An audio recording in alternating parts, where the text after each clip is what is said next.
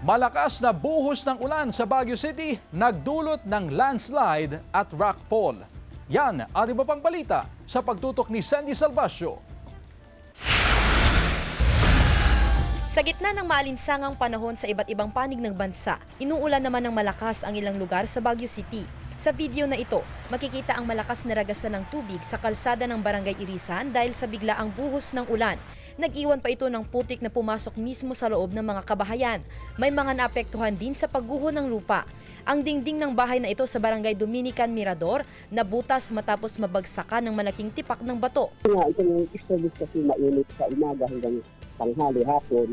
Then ito po yung time na nagde-develop ng mga cloudiness natin at nagkaroon tayo ng mga thunderstorm. Nagbayanihan ang mga residente at otoridad upang linisin ang mga putik at mga bato na bumagsak sa mga kabahayan.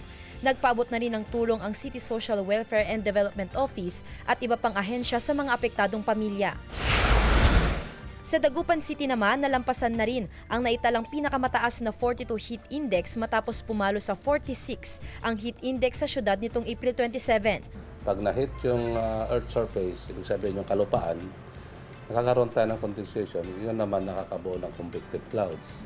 So, pagsapit ng hapon o gabi, dyan naman ibabagsak yung ulan. Sa kabila ng tag-init, sunod-sunod na rin ang naitatalang pabugso-bugsong ulan. Umulan po nung kagabi, malakas po yun. Pero ano din po, ngayon parang siguro po ulan naman po mamaya. Opo. Mamayang gabi. Kasama si Henry Duminsil, Sandy Salvacio, One North, Central Luzon.